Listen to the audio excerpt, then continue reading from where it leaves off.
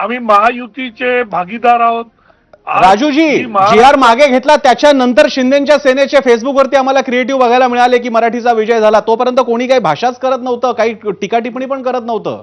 थेट जी आर मागे घेतल्यानंतर तुमची क्रिएटिव्ह दिसायला लागले फेसबुकवर. नाही ना, पण बरोबर आहे ना. जर महायुतीने एकत्र निर्णय घेतलेला आहे तो जी आर काढायचा, तर तो जी आर काढल्यानंतर महायुतीचा निर्णय झाल्यानंतरच आमची प्रतिक्रिया येणार. प्रसन्नजी, आम्ही महायुतीचे प्रामाणिक पाईक आहोत. त्याच्यामुळे महायुतीचा जो निर्णय होता तो निर्णय संपल्यानंतर क्रिएटिव्ह येणार ना. दुसरी गोष्ट, बॅकफूटवर जायला काय केलंय आम्ही हे केलंय की या महाराष्ट्रामध्ये महाविकास आघाडी असताना कधी मराठी सक्तीची केली नव्हती. ती आम्ही महायुतीने केली. त्याच्यामध्ये शिंदे सेना आहे. आम्ही मराठी भाषेचं मोठं भाषा भवन हे मुंबईमध्ये भव्य भाषा भवन बांधायचं सुरुवात करतोय. हे कधी महायुतीच्या काळात महाविकास आघाडीच्या काळात झालं नव्हतं. हे आम्ही करतोय. मराठी भाषेला अभिजात दर्जा आम्ही सत्तेत असताना घेऊन आलो.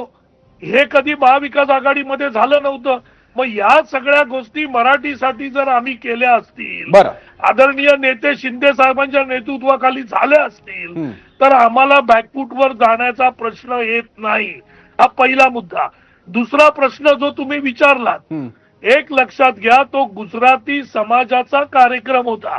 आपल्याकडचे सगळे नेते दिल्ली पासून गल्लीपर्यंत वेगवेगळ्या समाजाच्या कार्यक्रमाला जाताना त्यांच्या टोप्या घालतात, त्यांचे ड्रेस घालतात, त्या पद्धतीने तिकडे जातात, त्या पद्धतीने वागतात. का तर त्या समाजाला बरं वाटावं म्हणून. आमचे आदरणीय नेते शिंदे साहेब यांनी जय हिंद जय महाराष्ट्र पहिल्यांदा केलं. त्याच्यामुळे महाराष्ट्राचा अपमान होण्याचा काही प्रश्न येत नाही.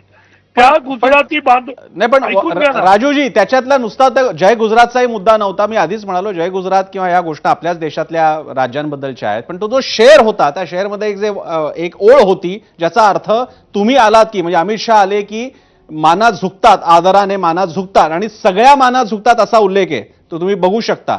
आता ज्या महाराष्ट्रामध्ये झुकल्या वाकल्या गर्विष्ठ माना या शिवमंदिरी असा अभिमान महाराष्ट्र दाखवत असतो की आमच्यासमोर इतरांच्या माना झुकतात आणि त्याचं प्रतीक छत्रपती शिवाजी महाराज आहेत, तेव्हा महाराष्ट्रातला नेता अन्य कुणाबद्दल जेव्हा म्हणतो की इकडच्या सगळ्या माना झुकतात, तेव्हा अर्थाचा अनर्थ होऊ शकतो. तुम्हाला काय वाटतं? नाही प्रसन्नाजी, ते कळलं नाही आपल्याला.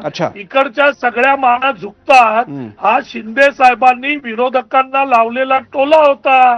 कारण विरोधकांच्या माना झुकतात ना. विरोधक नंतर फोन कसे करतात, विरोधक कसे जाऊन भेटतात, विरोधक कसे हातपाय जोडतात, याच्यासाठी तो शिंदे साहेबांनी मारलेला टोला होता की सगळ्यांच्या. तुमचा हा टोला इकडे आपल्या चर्चेपुरता बोलायचा झाला तर तो आपल्या सुषमा अंधारेंना असं मला वाटतंय. सुषमाजी, तुम्ही उत्तर द्यायचं, कारण मला मग दरेकरांकडे जाता येईल. सुषमाजी ऐका, आणि जरा 2 मिनिटं, मला एकच मुद्दा क्लिअर करायचा आहे. एकच मुद्दा क्लिअर करायचा आहे की हे दोन्ही विरोधक जे सांगतात उद्याचा मोर्चा जो आहे तो मराठी लोकांचा आहे.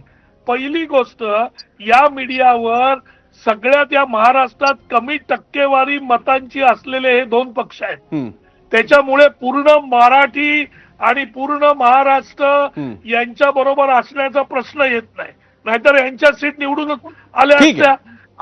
लक्षात घ्या, हे काय करतायत, हे दोन्ही बंधू हे काय करतायत, आपली बाजू सावरण्यासाठी हे काय बोलतायत, मराठी. ठीक आहे, मला राजू अकबरजी, मला मुद्दा कळला. मला दरेकरांना आणि सुषमाजींना पण वेळ द्यायचा आहे. मला तुमचा मुद्दा कळला. सुषमाजी, तुमच्याकडे. मुळात आपण प्रतिक्रिया फार प्रगल्भ मुद्द्यांवर द्याव्यात, त्यामुळे मला नाही वाटत की मी याच्यावर काही फार व्यक्त व्हावं. पण एक नक्की आहे की या सगळ्या